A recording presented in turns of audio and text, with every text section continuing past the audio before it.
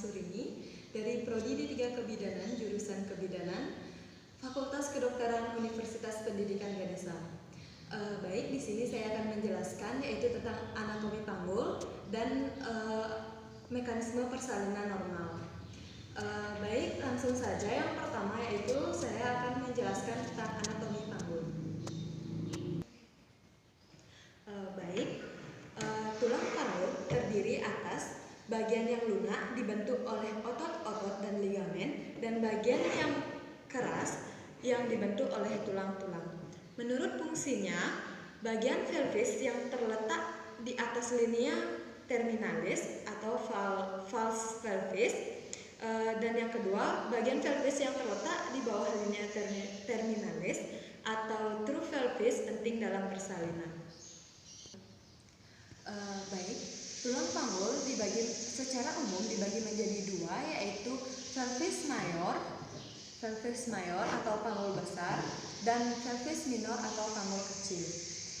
Pelvis mayor dibagi menjadi 4 bagian, yaitu 2 tulang pangkal paha atau os coxae, 1 tulang os sacrum, dan 1 tulang os ossificus.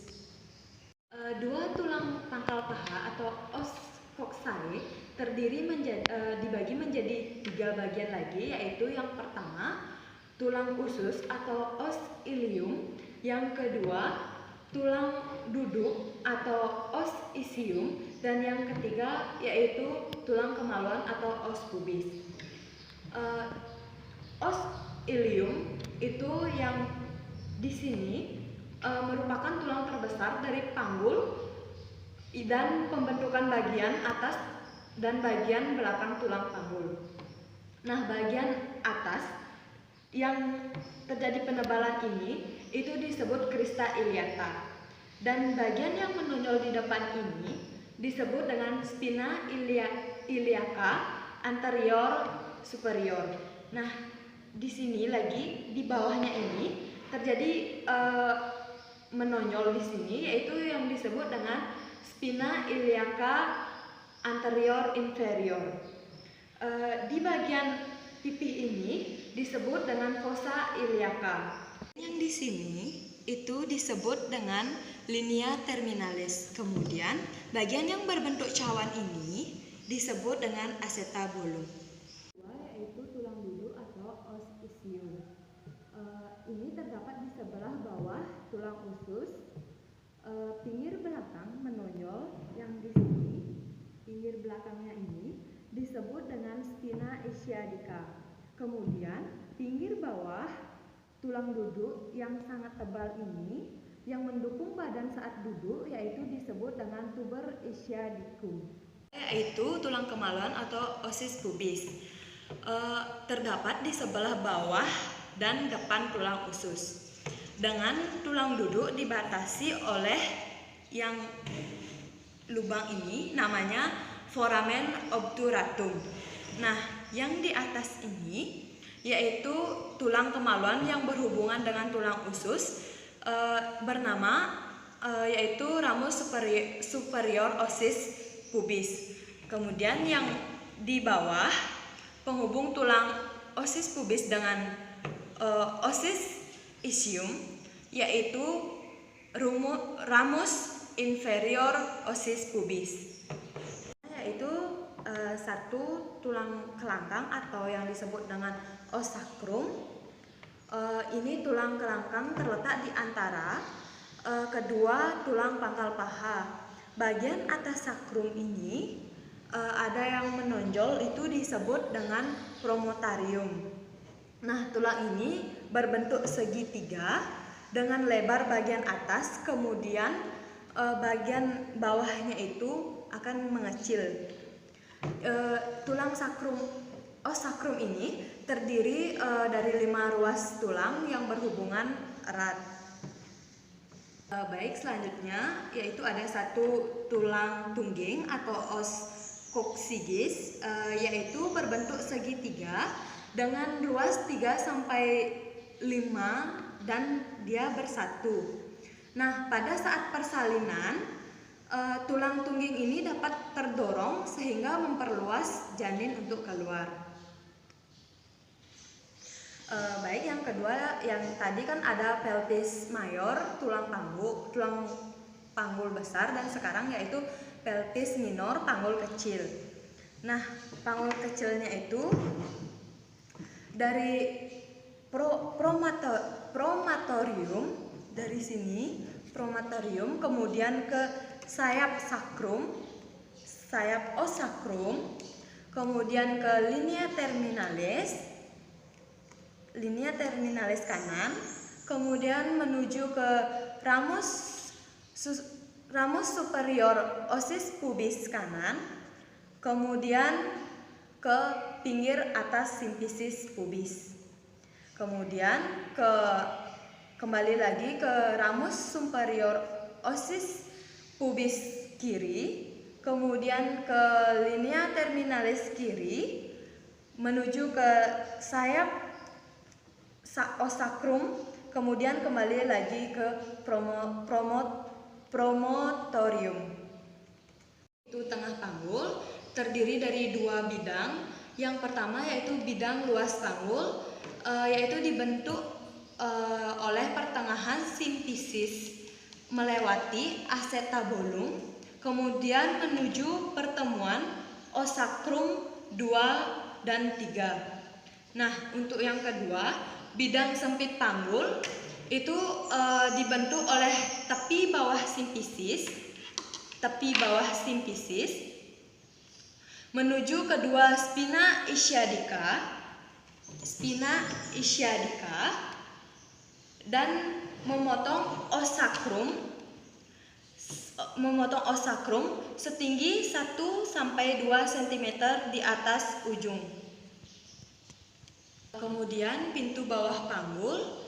Pintu bawah panggul ini bukanlah merupakan satu bidang, tetapi terdiri dari dua segitiga dengan dasar yang sama. Segitiga depan dasarnya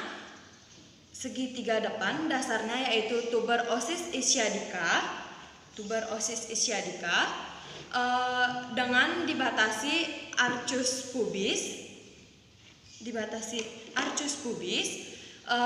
sedangkan segitiga belakang dasarnya yaitu tuberosis ischiadica dengan dibatasi ligamentum sacrotuberosis kiri dan kanan. Selanjutnya saya akan menjelaskan yaitu mekanisme persalinan normal. Sebelum saya menjelaskan bagaimana itu mekanisme, saya akan menjelaskan apa itu mekanisme persalinan normal.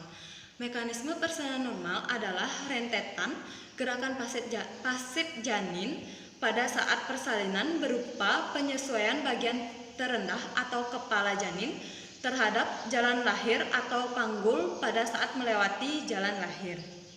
Mekanisme persalinan normal itu ada 7. Yang pertama, engagement.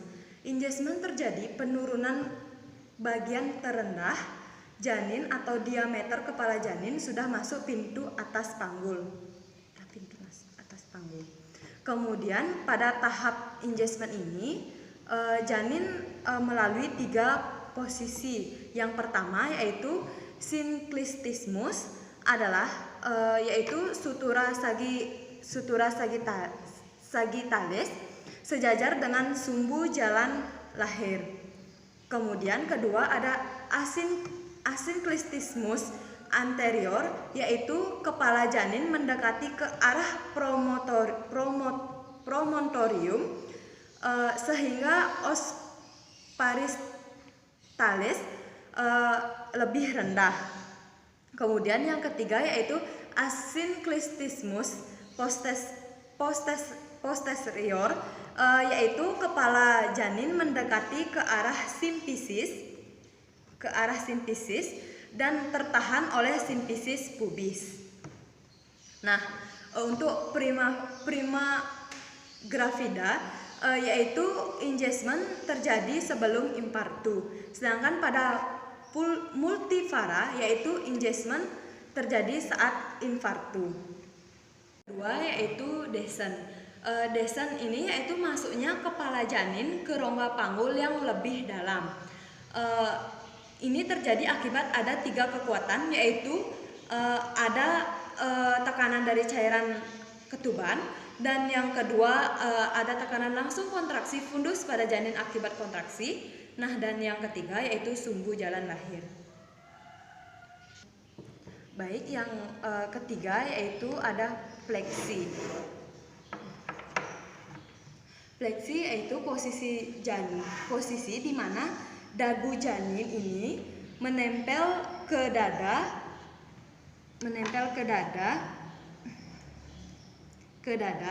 dan yang terlihat itu hanya ubun-ubun bagian belakang. Kemudian yang keempat ada internal rotation atau putar faksi dalam. Nah, apabila bagian terendah janin setinggi spina ischiadica atau bagian sempit panggul dan ubun-ubun kecil semakin terlihat. Janin mengalami fleksi dan putaran faksi dalam untuk menyesuaikan dengan bentuk panggul, di mana panggul telah terdapat bidang sempit panggul. Nah, seperti ini untuk putaran ke dalamnya.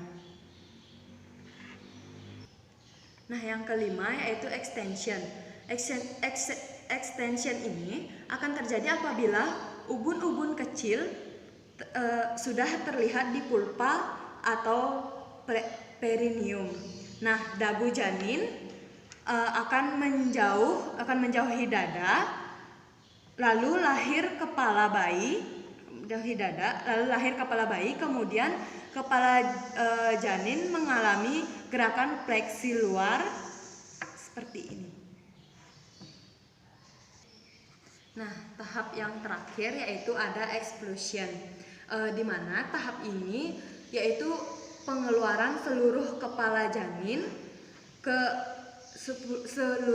seluruh bagian tubuh bayi dan dibantu oleh tenaga medis untuk mengeluarkan bayi tersebut.